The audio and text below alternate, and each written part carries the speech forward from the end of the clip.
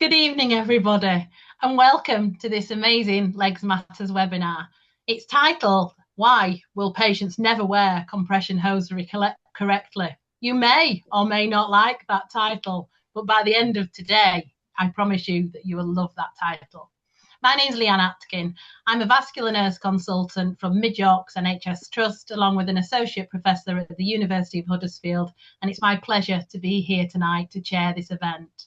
The theme of today's event is all about patient engagement and adherence to that thing called compression therapy, because it remains a universal challenge in all wound care and all lower limb wound care. While non-compliance is often attributed to patient behaviour, could it really be that the issue lies in how clinicians educate, engage and support our patients? So tonight's webinar is to explore these factors that influence whether patients use compression therapy correctly, including clinician skills, communication styles, education gaps, and the service barriers that exist. Firstly, I'd like to thank Essity for being amazing partners with the Legs Matters campaign. Without their support, events like tonight would never be possible. I'd also like to thank Pink, who do all the background stuff to make this IT system work. And I'd really like to thank my amazing panelists who give up their time for free, just like I do, to be able to do these events to help our community move forward. So without further address, I'd like to invite my panelists with me this evening, if that's okay, because I have got three amazing esteemed colleagues who's going to bring together a wealth of education and experience from different aspects of using compression therapy in their individual patients. So first, I'd like to introduce, I'd like to introduce, and then if you could introduce yourselves, Kate Williams, please. Kate, over to you. Thanks, Leanne. Evening, everybody. It's a pleasure to be here. So my name is Kate Williams. I'm the Associate Director of Wound Care at Accelerate Health CIC, which is a social enterprise in North London. And I am the current co-chair of Legs Matter, along with the wonderful Annie Clothier, who represents the Society of Vascular Nurses. So it is a joy to be here, and I love these kind of conversations. I know it's going to be a good one. Fantastic. Thanks, Kate. Jo, over to you. Hi, thanks, Leanne. Hi, I'm Jo Casey. I'm a podiatrist working in independent practice. I'm supporting the Royal College of Podiatry, so I'm my member organisation, and I'm vice chair of Legs Matter. It's good to be here. Finally, but not least, Becky. Thank you so much, Leanne, Essity and Legs Matter for having me. My name is Becky Elwell. I'm a lymphedema advanced nurse practitioner. I'm the Director of National Clinical Services at Accelerate Health CIC with Kate.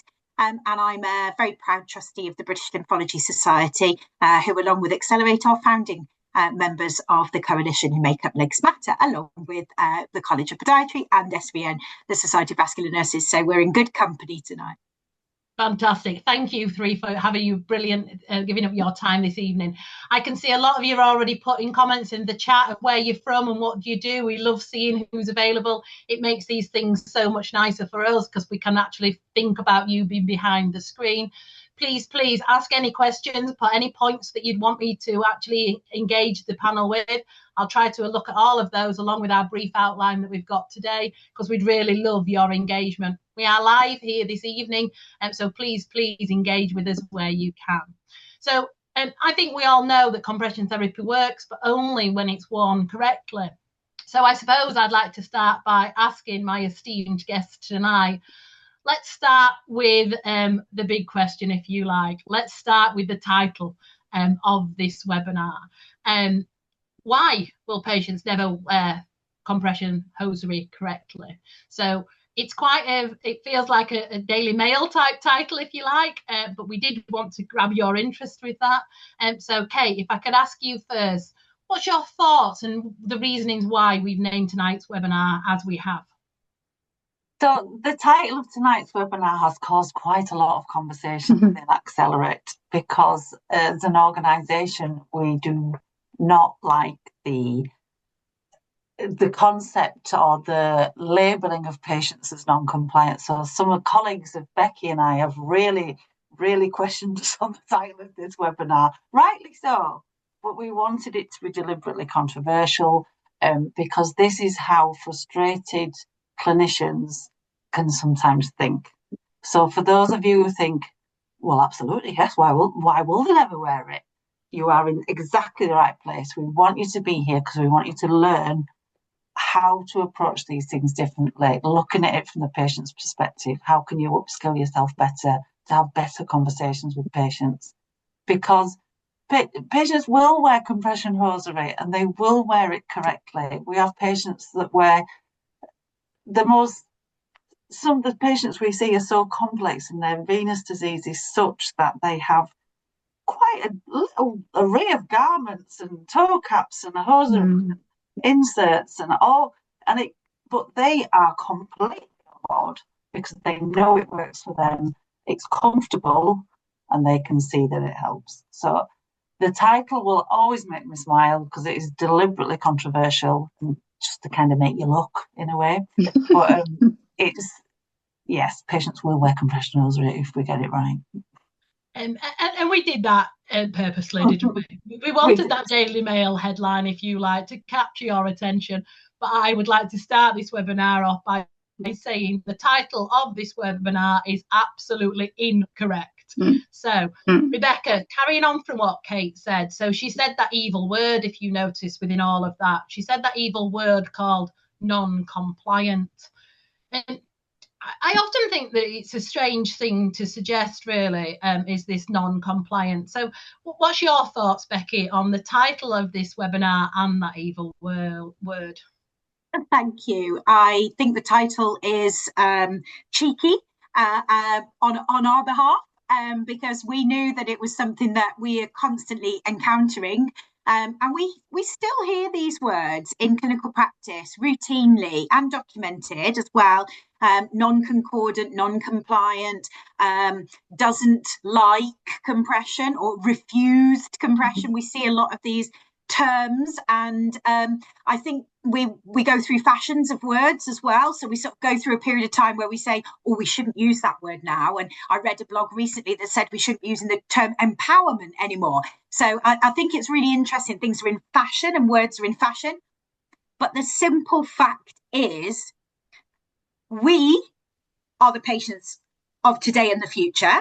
And if we don't get a benefit from what we are being advised to do, we are not going to do it. I am not going to do something that doesn't give me personally any benefit. I would find it harder to comply with something that I couldn't see. So something that's preventative can be quite hard to do. And we appreciate that it's much harder when there isn't really a symptom to reduce or to control. I understand that. But if there's a clear benefit to me as an individual, I am going to undertake that activity. Whereas if I don't perceive a benefit, then I'm far more likely to undertake that. So I think it's not about concordance or compliance or refusal or acceptance. I think it's about benefit. And for me, it's about making an informed choice through being educated by the people that I encounter to tell me about something and why it's of benefit to me. And then I need to feel, see, or understand a benefit. And if those things are not in place, then I don't feel that I would be undertaking that activity either. So thanks, Becky, for all of that. You've touched on some points I'm going to come back to in a little bit, because you started to explore patient behaviour and patient choice and actually how we can frame that as an informed decision. And truly, are we making and enabling informed decisions or not within the way that we approach all of this?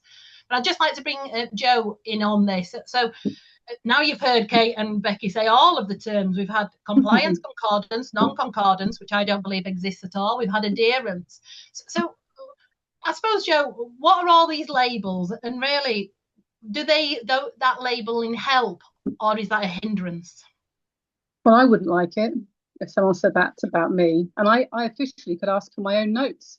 So if we're writing notes that are saying patient's non-compliant, patient refused, then actually that's not very nice to read back either. So actually, no, I don't think we should use these terms at all. We need to be thinking as when the patients are with us, it's their journey. We share this decision with them. It's their personalized choice. It's a personal choice. And so we have to make sure, as Becky said, there's risks and benefits that they are, that they are aware of, and we make these informed decisions together. But those words are actually really risky for clinicians to use.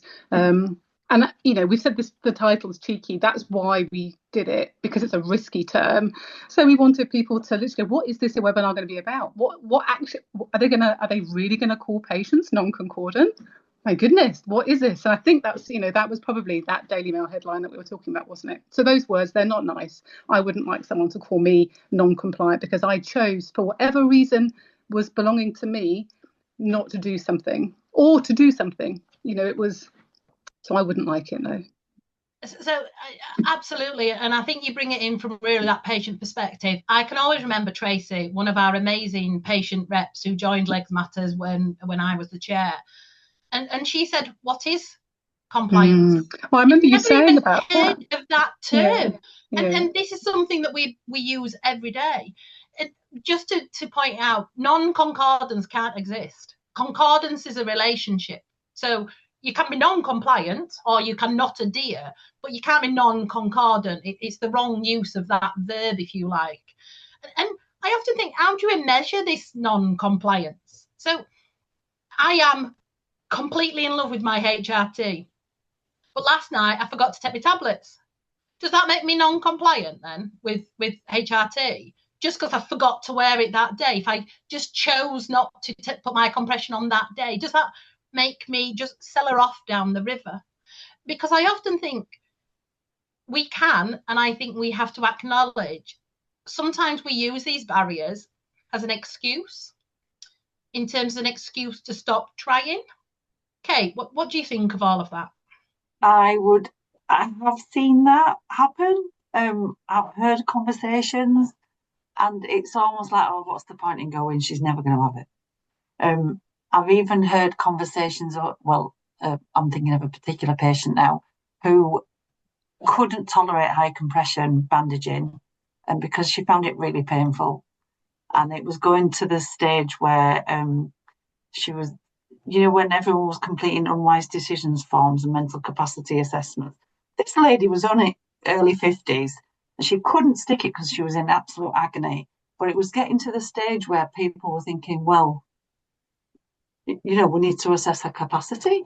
You think, so we had a really frank conversation with her about how can it be an unwise decision if that treatment is creating such pain?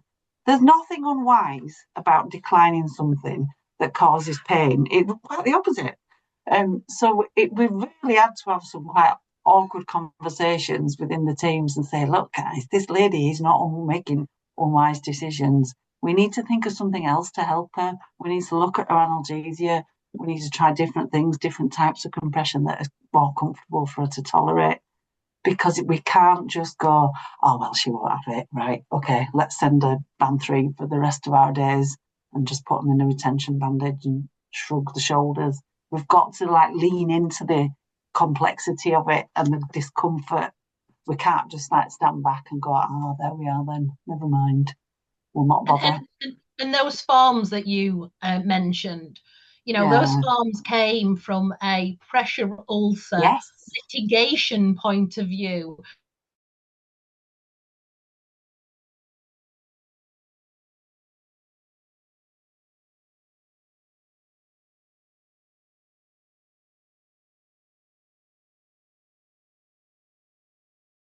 Well, if the patient won't have the compression on, we're not going to provide them any care at all. Yeah. And you think, good grief, where do we get to that position that actually we're not prepared to invest in that relationship and that understanding? We'd rather just go, oh, they're non-compliant, it's not for us, they won't do as they're told, get the hand in. And I suppose, Becky, that comes back to what you were saying behind, in terms of that individual personal decision making.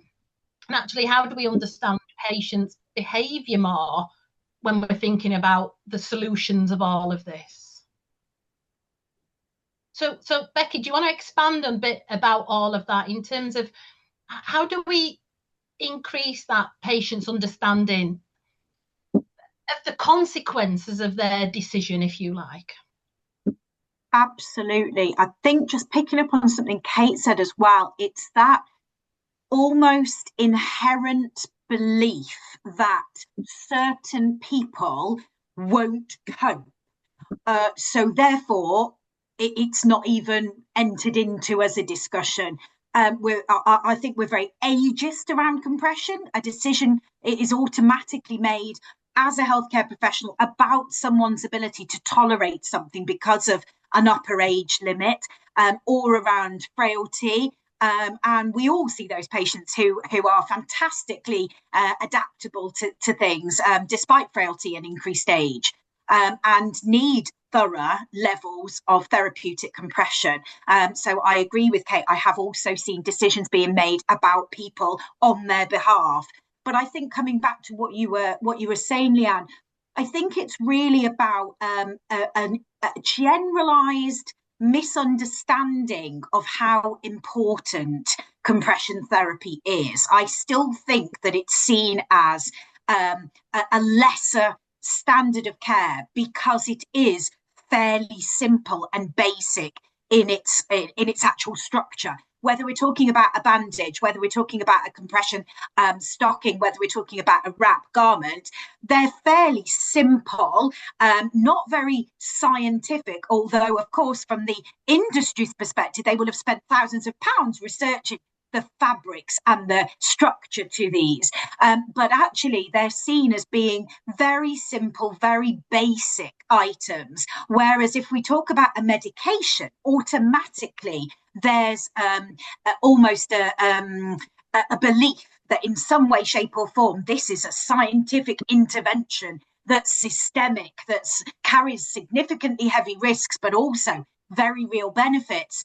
And yet with compression, we know that there are very little risks when used correctly, very, very little side effects. Actually, the most amazing benefits, things that if you could generally show somebody what happens inside the body when we apply compression, that would automatically make the vast majority of people grab it with both hands and not want to let go of it. And so that's the bit. We've seen lots of comments in the chat already about education and about the way we engage this two-way conversation with people. And for me, it's about animating that effect that compression has. So not being that person on your own in someone's house trying to explain in non-jargon terminology how compression works, and it's anti-inflammatory and it's this and it's that. But actually, why don't we have an animation which shows this is what happens when you do this? You know, if you take a tablet, we understand that you swallow it and in the stomach that it's absorbed through the intestine and the stomach, through those walls with the blood supply, and then is transported around the body and so cleverly goes to the affected areas if we think about analgesia. If we could demonstrate really quickly and easily how compression works, and we really did show that benefit to it, then I think that conversation would be an awful lot easier. And if I were the patient, I would really understand and see the benefit for me personally. Becca, I love that. I wrote down two things. Legs Matters, we need to do an animation video that shows all of the benefits of compression, and maybe we need even to think about VR headsets for our patients to be able to be inside of their body as it goes through. I love all of that. And we're going to take that up as Legs Matter, and we're going to take that back to the board and see if we can do that animation with our partners. And listen, guys, you would love the amount of Leg Matters champions that's in our chat tonight. We've got Vina, who's talking about patient education and clear information of the benefits of compression, and that actually we need to be encouraging and re-educating on a regular basis. We've got Paula, who says she hates all of those terms, and it's our job to give patients information to make their own choices. And it's almost like we're preventing patients from making their own choices by the way that we're doing this. Actually, our patients need more of that psychosocial support that we've been talking about, and actually explaining more about the consequence of compression if worn or not. And I love that, Alison. There's a lot of like the sliding door moment of compression. What's the consequences of all of that? But there is a question in there, Joe, that I'd like to say to you, if that's all right. And I think there is a bit of a challenge here. the question is, should we be thinking of other alternatives rather than compression? I think it's always, well, the National Wound Care Strategy Programme is suggesting that we obviously provide compression therapy, and that's the kind of, the first line treatment for dealing with venous hypertension, lymphedema, or, etc. When it comes to thinking about other ways, so if patient choice, because this is what it all comes down to, isn't it? Our horrible title, patients don't wear compression therapy correctly. But if their decision and their choice, knowing the risks and benefits, is that they're not keen on compression, then maybe we should start to think about other things that they can use, to try and increase the fluid distribution throughout the legs. Using the little pedal machines to get things moving, getting ankle movement going in the foot and lower limbs, get that muscle pump working. All of those things can help support it. So it is important, to kind of bring other things into it, but equally, the science is there to suggest, and the evidence is there to suggest, that compression therapy is supportive to improve circulation, to push that blood and that lymph fluid back up the leg itself. So we shouldn't be off. I think all the options should be open, and I think I saw in the chat that decisions don't have to be permanent. So at that time of the initial conversation, if that patient is thinking, I'm not going to be able to remember, going back to your HRT, I didn't remember to take it today. I'm not going to remember to apply that compression hosiery, or I've only got one sock because I haven't been able to get anything from the GP. I want to wash it every day. I want to, so then we can incorporate other things into it as well. So, decisions can change, people's situations change. So it's important to bring other things in, but we do know that the gold standard treatment is compression. So, Rebecca, I'd like to bring you back in here, knowing that your quote that you always talk about, our wonderful Queen Elizabeth in her day in her bras. So in terms of this alternatives to compression, so, I have a class 1 stocking, I have a different type of class 2 stocking off the shelf. There you go. Is that appropriate? No. Tell the audience, why is that not appropriate, Rebecca? The Queen Elizabeth in her bras is the bit that I always talk about, that we should all have bespoke made-to-measure bras, because all of our breasts are different. Each one of us normally has one larger than the other. Our backs are not a certain circumference size, and the Queen was lucky enough to have Rigby and Pella manufacture her bespoke bras, and if we could afford it, then we would all have that. Just as we should have the opportunity to have bespoke compression garments. These items are not exclusive like the Queen's were. They are readily available, most of them on prescription. But what the problem surrounding them, I believe, is a lack of experience and a lack of knowledge and skills of us as practitioners prescribing compression garments about the plethora of garments that are out there. The absolute range is phenomenal and quite overwhelming. And I think that it's really hard to get to grips with everything that's out there. But if we think about that, we have 68 odd million people in the UK, then we know that we are going to have sort of 17,500 different products to try and meet everyone's needs. So when you think about it like that, it's not quite so strange. And we think about titration in medication, but we don't think about titration in compression garments. We talk about reduced or modified compression when we talk about compression bandaging, but there's no reason that we can't titrate garments as well, so that they can actually build up someone's tolerance to compression or build up the ability to tolerate compression. Kate mentioned a patient with extreme pain earlier. We often have patients, don't we, with hypersensitivities, with fear factors around compression. If we can titrate garments, that can work extremely well to build someone's confidence, and bespoke garments allow that. They allow us to have silk inserts next to the skin for anyone who's got chronic skin conditions, or if they've got HB blanch after a healed leg ulcer, you can protect that area. There's often a fear around friction, isn't there, for those things.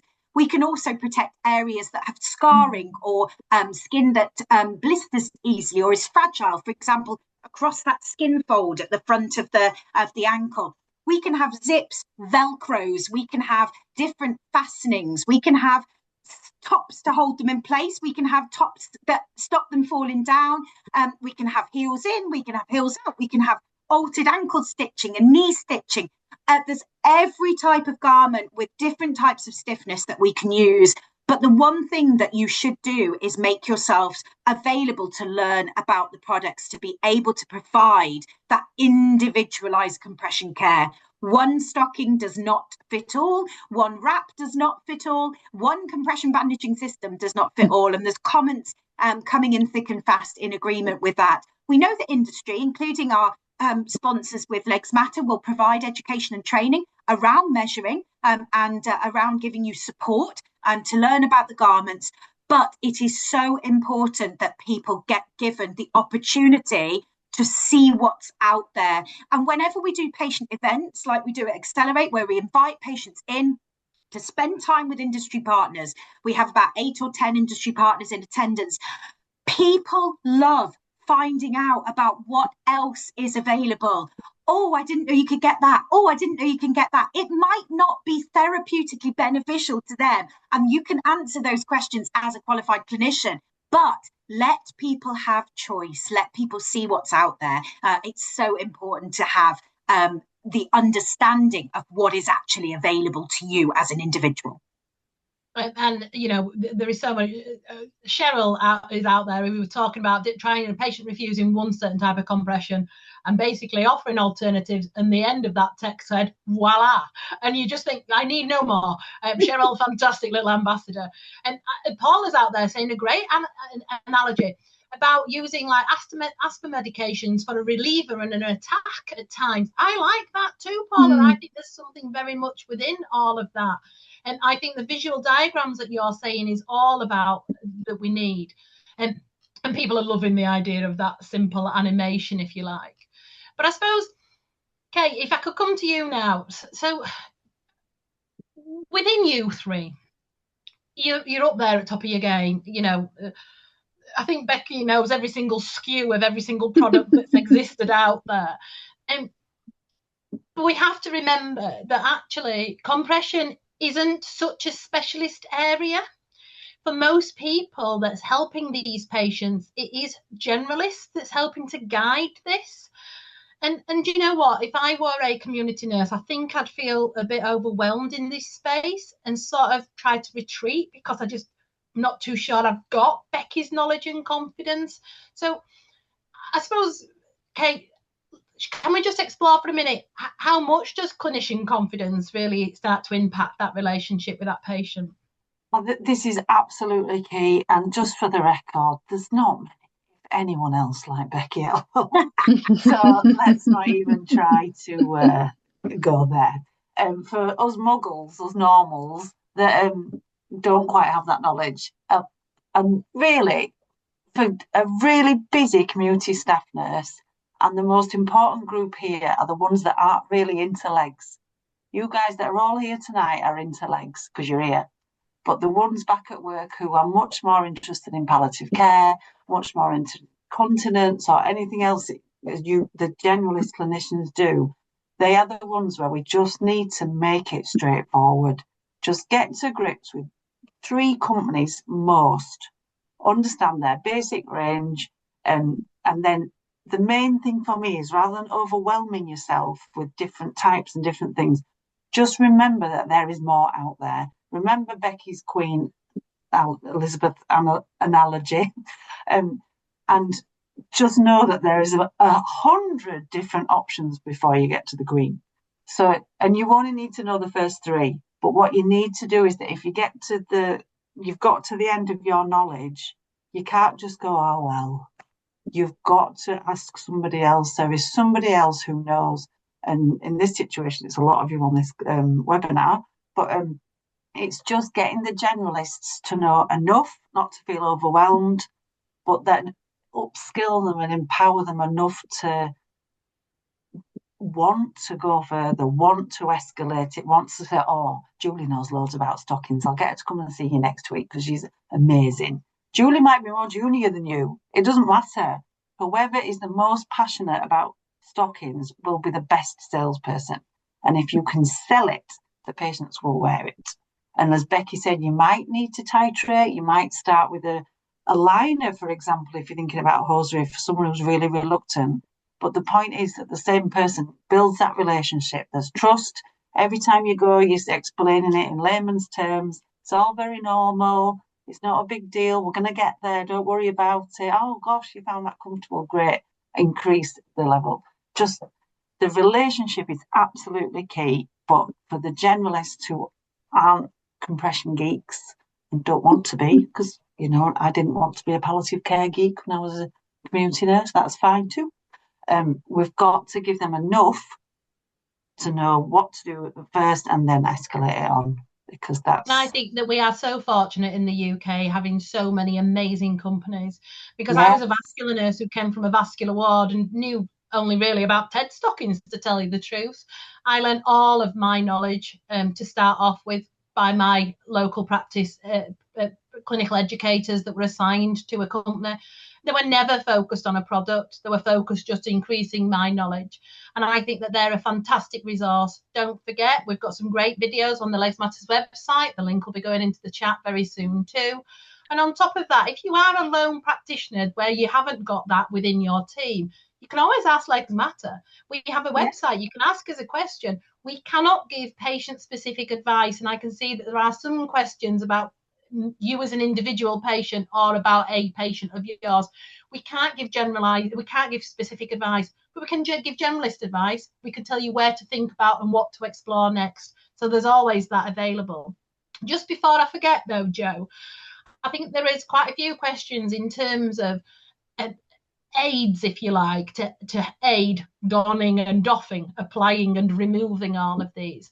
What's your advice in terms of aids, Jo, and should that be part of the earlier conversation, or should we only explore aids when actually there is a problem? I think it should be part of the early conversation. How best is it to apply this? How does it work for me? What do I need? What can make it easy to don and doff? And you know, the kind of early intervention stages are useful to have that kind of aiding sort of conversation. So you've got sort of metal aids where you put the sock on the end, and then you can put your foot in. You've got the sort of plastic bag method, kind of slip it up and over the toe. There's different types, and there's loads of YouTube videos that you can just kind of Google how to don, how to doff. So whilst you're in the clinic, you could almost get it up on the screen and start showing the patient. And if you haven't got, I mean, I sit in independent practice, and I don't have accessibility to the donning and doffing aids at the minute. So I'll say to people where they can go and source them. And so I'll help support my NHS clinicians and say, you know, because the patients will come see me in my practice, and I'll say, if you're struggling, let's, do this together. Let's help me support the clinicians that have sort of prescribed this compression for you by showing you how you can don and doff. So I think it's a good one to start, early conversations. And if you are in the NHS, the NICE late stage assessment has just been completed about compression. And in that, it clearly says that there should be a conversation, and the NHS should provide aids to apply and remove compression. And also it says that it should provide shower screens as well, sleeves as well, if felt appropriate. And Casey, I can see that I know Rebecca reeled off every type of stocking that you could get. Essity produce a lot of variation, and what I would do is I would probably reach out to my local Essity rep to be able to go through some of those, and so they can start to look at you. Tonight's session is sponsored by Essity. I can see that many of you have got a restricted formulary for compression. I really just want you to remember what a formulary is. A formulary is to cover 95% of the population, and you know what? As a first line attempt, I don't think that's bad. However, we are allowed to go off formulary on these patients, and certainly in my organisation, I have never allowed a formulary for long-term hosiery to be formulated, because to me it should be patient choice. Many people after my last Legs Matters webinar have sent me texts about where I like to wear my tights. So I'll say it once again because I'm really not bothered. I like my tights just underneath my boobs because I don't like them to roll down over my belly. Now, if you haven't got that type of tights on your formulary, you would call me non-compliant. I just need the tights that I want to wear. So I suppose we've talked a lot today about all of this, but so we all hate the word non-compliant. So let's talk instead, and Becky, I'd like to come to you about this.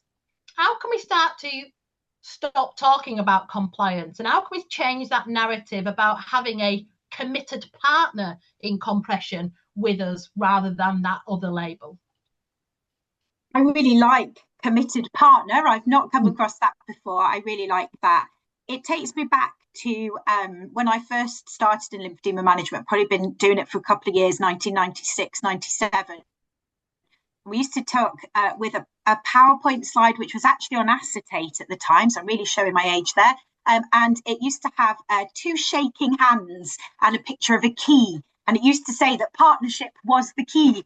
And I think way back in 1996, 97, I was saying the same thing, that actually we've touched on it throughout this. It's a journey. You will never get it right first time, but if you do, it's the most amazing feeling in the world. You know, when you see that the connection is there with that person and their garment and the benefit they get from it. But it's about a journey. It's about trial and error. We call lymphedema management Blue Peter approach. And that's what I talk to people about. This is going to take time. This isn't going to be perfect from day one, but we will get to that point. We will always get there, but it might take many more trials and errors for some than others. I also believe that if we start out on that mindset, that it's a relationship we're going to work on and it's a journey, then there isn't that feeling of failure if something is not such a positive experience. So if we have an occasion where something isn't well tolerated because it's not comfy, or it causes pain, or it causes skin irritation, whatever it might be, it's not a failure. It's a trial and error. And that way we know that we're always going to get to where we want to be together. And if we can't reach that point, we know that generally from early on. And then it's about finding something which meets those needs to keep the symptoms as under control as we can. Leanne, you've bigged us up today with your language around what experts we are. We bow to your greater knowledge. You are our leader. And from a compression perspective, there may be wounds because of the complexity of the people that you see that aren't going to heal very sadly. There may be some people who have such complexity that won't be the case. And with compression, there might be people who will never, ever get to the level of therapeutic benefit that we want them to reach. But boy, as damn it, we'll get as close to that as we possibly can with something that's really durable and really comfortable and really an agreed partnership that we'll reach with that garment, whatever that might be. But see it as a journey, see it as trial and error. Use people outside of your box as well. Make your friends, as you said, make those industry colleague friends. Make friends with a lymphedema service if you have one. They will be as sad as me and as nerdy as me about compression. And they will know lots and lots about that, and they will help you out if they can at all with getting a garment if you've got a complex time or you've exhausted your 3 companies, as Kate said. But start out on that shaking hands partnership with your little house key in your head, and know that it's a Blue Peter practical approach, and we're not looking to get it right first time. So Sarah loves all of that, and so do I, in terms of that trial and error and that relationship. But Kate, if you could just expand on that. I suppose the difficulty is all of that is great if you've got a compression lover like Rebecca, but actually, and like Sarah in the chat, she believes in all what we're saying, but it sounds like she's having frustrations with her other colleagues. So any hints or tips, Kate, in terms of how do you get your peers to actually start turning on to this narrative that we're talking about tonight?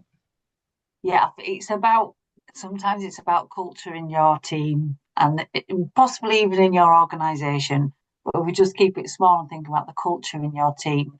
If you're in a leadership position in that team, you might have more power to change the culture, but it doesn't have to be the team leader to change the culture of a team. When you think Becky and I did a presentation at the Society of Tissue Viability last year, and a guy was asking questions afterwards, and he came up to us, and he was so honest, and the presentation was about personalized compression and being really creative and upskilling yourself so you can be creative. And this guy approached us afterwards. He was a team leader of a district nursing team, and he just said, I've got a patient similar to that, and I've had compassion fatigue, and I've only just realised from listening to what he was saying. And it was so moving how honest he was, that he acknowledged that he did actually have compassion fatigue, but he was going to go back and he was all renewed, which is lovely. And he was the team leader, so he would be in a position that he could change that. But don't forget, if you're a staff nurse in a team, you can still be a leader in that team. You can still create passion, you can still create drive. Your love of compression will be contagious because people will see results, they'll see the visits going down. So just keep going and try and find some friends. They don't have to be friends in high places.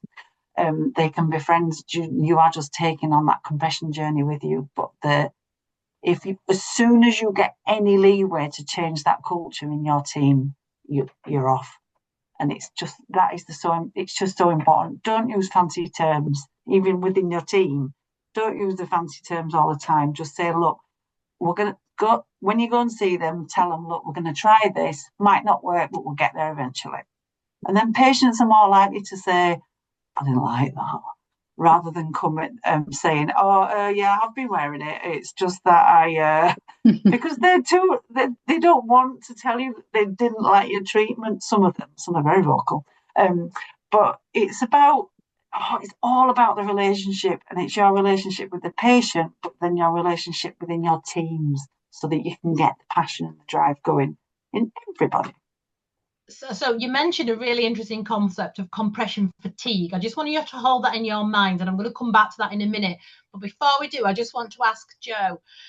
So all of what the girls are saying, have we become just too focused on the product rather than the person in all of this, Jo? Well, I guess actually, we can sort of just go, oh, you need compression, and we'll just almost dish out the socks. I mean, from a pediatric perspective, our journey is a little bit, we're entering into this new space, like we're as lower limb specialists. We're entering into this early intervention compression. We're supporting multidisciplinary teams. So we haven't necessarily always been clinicians that have just dished out the garments. So we have probably had conversations around the importance of it, but maybe not been able to give out the sock. And then, of course, we've worked with our teams to then give those socks out. So I think it is important to have that conversation. Maybe we are a little bit too, the compression is needed. But certainly I think it's building confidence in the clinicians. It's building confidence with the patients on knowing how they apply it, how they don it, how they doff it, the reasons, the benefits. So yeah, maybe it is bringing it back to a culture change. And that's, as Kate was saying about culture change just now, actually, there is a culture change within the pediatric profession where we're sort of thinking we've never entered into the space too much. But actually, there are certain clinicians that were trained in this 20 and 30 years ago. But actually, in the health service, it wasn't commissioned. So, of course, the skills got lost, and then we never were able to give out anything. So, it is about changing culture, about leading in your profession. It's about building confidence. So that I think I kind of I've gone around the question a little bit. No, fantastic. And I think this multidisciplinary working is what's needed. It always amazed me a few years back that the College of Podiatry went down the way of actually focusing on peripheral arterial disease. And I had to ask the college, why would you do that? Because actually peripheral arterial disease only affects 5% of the population. 30% of the population is actually affected by lower limb edema and venous hypertension. So why go for the smaller bite of the cherry if you want? And I do think that we should all be more focused on lower limb. You do it in the supermarket. We're all guilty. Look at the veg aisle and we go, oh gosh, look at those. I'd love to get my hands on those, is what you're thinking. But how many times in clinic have you been there and the patients come for something different? and you go, oh, your legs are swollen. And how are you today? And you bypass it and you just don't give it that focus that it needs. And I think that we're all guilty of that at times. I also just want to tell everybody out there, we might look clever in all of this. Becky said that I was amazing in all of this. I didn't start off amazing at all of this. I started off knowing nothing. Me, Becky and Kate have worked together as clinicians for a long period of time. We've sent, with patients' permission, WhatsApp pictures going back decades going, what the chuff do I do here, mates? Help me with this. You know, finding that peer support, finding people that's actually going to work with you to get that creative knowledge of, I don't know, but why don't we try this? Rather than somebody that's going to actually find your fellow folk in a way. Don't align yourself with the non-compliant, what do you expect? Because actually that can really drag you down.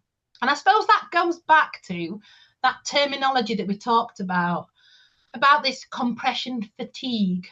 Kate mentioned it first, but Becky, is that dangerous? Definitely, without a doubt. I think that it comes down to, again, that not recognising the enormity of what can be achieved with compression. It's not seen as a valuable medical treatment like a pharmacological one would be, for example. And I think it is something that people have become numb to reduced or modified compression. It's common. It's everyday practice. It's not something that shocks people. It's not something that worries them. Lymphorrhea, the leakage of lymph through the skin, people become numb to it. It's just okay that it happens. It's not even given status of a wound. It's seen as something different. People don't get wound assessment and 2-week appointment and all the other guidelines that were there within the National Wound Care Strategy lower limb recommendations. For lymphorrhea, it's seen as something different. It's hemorrhaging of fluid through the skin, actually, hemorrhaging of lymphatic fluid through the skin. We don't think about patients' protein levels with lymphorrhea. We've got that fatigue around the compression, particularly around compression bandaging. I think it happens around stockings because people already make a decision that someone won't be able to manage them, someone won't be able to don and doff them. I hate those words, by the way, apply and remove. I think that there's a fatigue around, we've only got a couple of garments available to us, we've only got what's on our formulary. There's well, that's what we've done then, we've tried that, we've come to the end of the road with that. And I think it's there around wraps as well. I think that there was a great excitement and buzz initially around wraps. These were going to be the saviour of people not having to bandage. They were going to manage edema. They were, it was going to be the be all and end all. We know that the NICE guidance is supporting that is not the case. But wraps certainly have a place in patient management, whatever that might be, whatever that might look like. But again, it's not going to be, it's not going to float everyone's boat, as Kate says. And people get wrap fatigue. They don't know all of the wraps that are out there. They don't know the low profile versus the thick profile versus, which are female fastening, which are male fastening, which are adaptable. There is so much that, again, that overwhelming nature becomes, the fatigue. But it is dangerous because this is people talk about, if you could prescribe exercise, it would be the single most revolutionary prescription that you could write in your life. If you could prescribe something that did something so amazing to our anatomy and physiology with masses of scientific evidence that is relatively simple, you would be thinking you'd hit rocket science. And that's what compression is. And that's the enormity of the benefit that can be achieved with this. And yet we are faced with so many practitioners and so many individuals with swelling wounds that have compression fatigue.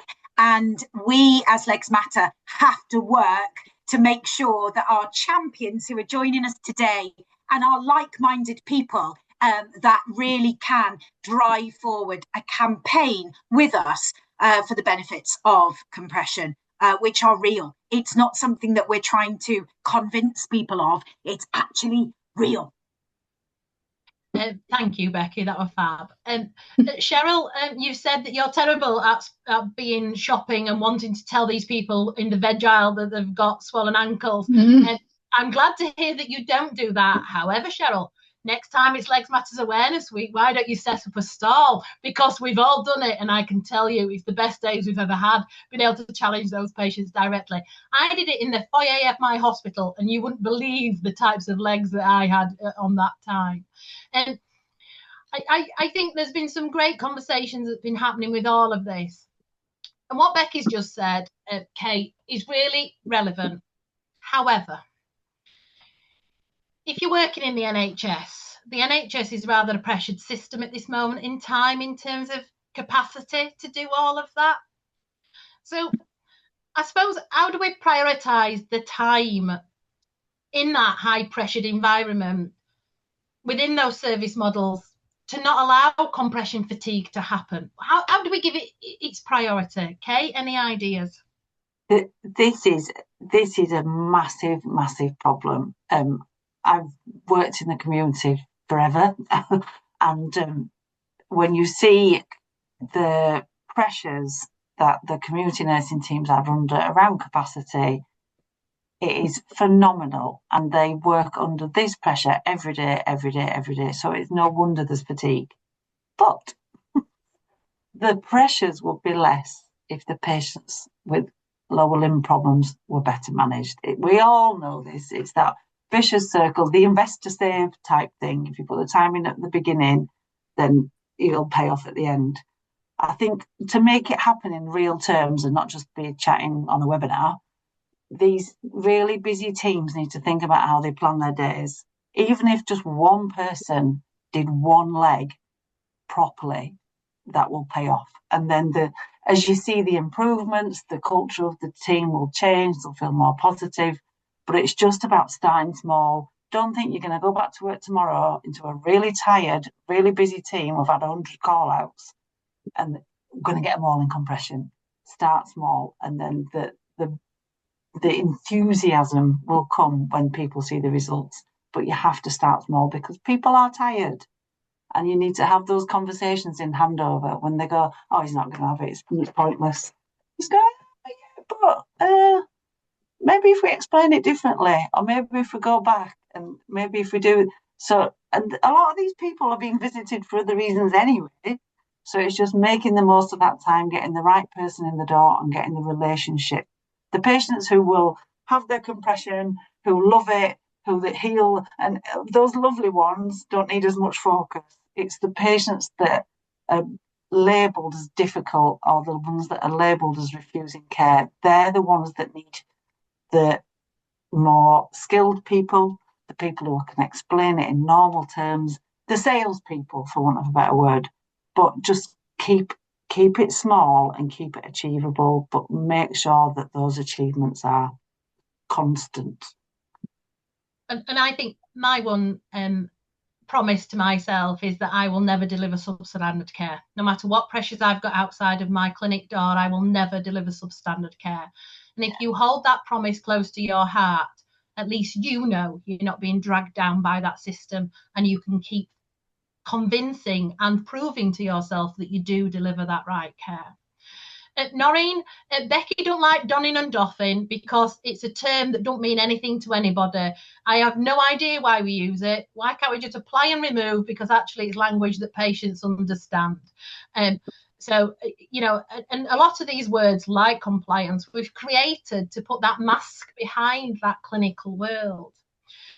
I suppose though, Jo, in terms of all of this, there'll always be teams where there are some people in that team who'll basically go, well, it's not my problem. It's somebody else's role. Somebody else is going to do that. I'm just going to do my little bit and I'll leave that to somebody else. How can those people be tackled, Jo? What tips could you give any of the listeners today to help with any of that situation? It's a tricky one, isn't it? Because we are pressured in clinic. And there's normally a job at the forefront that you've been challenged to do. Deal with the wound, you know, put new dressings on, I don't know, do a different type of treatment, do a debridement, and you think, right, that's my main focus. But how do you then try and get, you know, to sort of measure for compression, make sure it's safe, apply, get the prescription going? Someone else can do it because it's not my role today. it is a tricky one, and it is working as a team. It's changing a culture. It's trying to bring together everybody to know that you're involved in that patient, but also you're the one at that forefront at that time. So it's difficult if you then feel you've had to do a vascular assessment, or you've had to do the measuring, or you've had to do the prescribing, or you've had to give the education, and you've had to do this. There are ways in which you can plan medical treatment. So you could put a treatment plan in place and say, today, in the time period that I had, I was able to do this, this, and this. Next appointment, can we please discuss this, this, and this? So you can start to kind of then, and if that person, if the next clinician looks back at the notes, they know what's been discussed and they know how to continue the journey with the patient. Because you can't do everything all at once. You don't want to deliver substandard care, but if you're only given a certain period of time because of the pressures that you've got to manage everything that you do have to manage, because otherwise you'll get clinician fatigue, not just compression fatigue, but you'll get clinician fatigue. And we know we really need to make sure that we stay fit and healthy and safe and proactive. So it's working together as a team, building a culture. I think that will help, put some treatment planning in place. And I think that's why it's great, Jo, having you on today as well, in terms of building that multidisciplinary team. This is everybody's business. I don't care what clinicianal background that you've got, everybody should be focused on all of this. And actually, the more eyes we have on it, the more it becomes everybody's role and responsibility, the more chance we have of actually reshaping that future. Listen, we've got 4 minutes left. Where has time gone? This is, I know. You lot talk forever. Somebody put in the chat, every service could do with a Becky. I tell you something, every chair could do with a Becky. That's not what we need.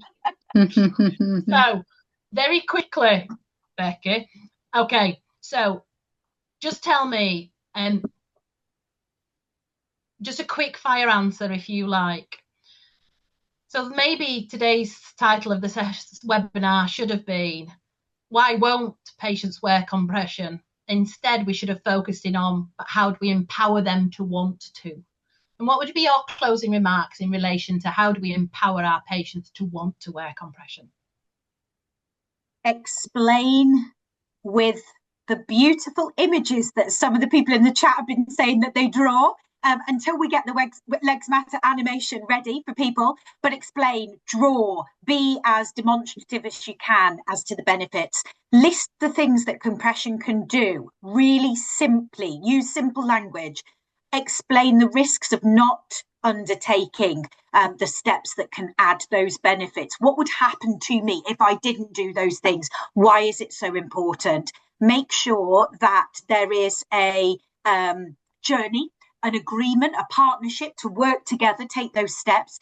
And as an individual healthcare practitioner, to try and upskill around the options. And the British Lymphology Society have a brilliant document. It's called Practical Application Issues with Compression Hosiery and Wraps. And it talks about the lymphedema toolkit. We talk about having tools in our toolkit to be able to get a good outcome regarding compression for individuals. So I really would suggest you have a look. There's loads of myths that are refuted in it, and it is an excellent document to support your practice. But make it that partnership, those shaky hands, and that shiny key.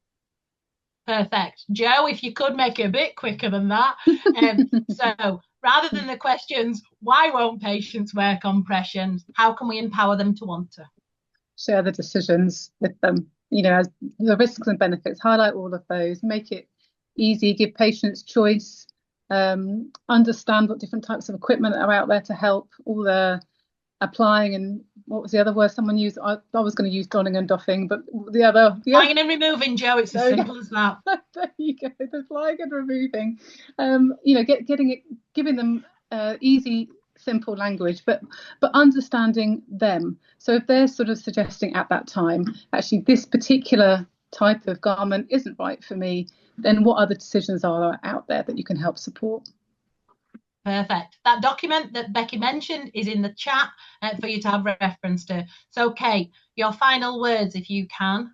The title of this webinar was always wrong. It shouldn't be why patients won't wear compression, but actually how do we empower them to want to? What are your thoughts, Kate? We've got to explain in language that they understand, whether that's pictures, videos. We have to explain and we have to listen. Why do they not want to do this? Why might they? What is worrying them? Do they think I'm crackers? What? Just listen. You have to listen to them because they're their legs and not your legs. And that active listening is something that in times we do forget to do. And actually, if we listen to our patients will tell us their own solution. Professor Mosty has been a guru of compression, and he simply said the issue of non-compliance is in the art of the practitioner to solve. And we all truly believe that. Listen, the one thing from tonight, I'd like to say thank you to each and every one of you for your participation. Some of the comments that I've been reading whilst in that chat makes my heart shine. There are so many of you out there that are passionate, skilled, amazing compression promoters, and I've loved every single one of you. Thank you for being a true Legs Matter champion. Absolutely, our heart goes out to every one of you. Thank you for taking the time of listening to this webinar tonight. We really appreciate it. I'd like to thank my amazing panelists. You're all absolutely fantastic. I'd like to thank Pink in the background, and I'd also once again like to thank Essity for supporting all of this. And thank you, Leanne. Yes, thank you. Yes, indeed. You actually kept us on track. I tried to. It's like feral cats herding at times, we'll have you all know. However, you are all amazing. Don't let the system start to actually impact on that. Be the change you want to see.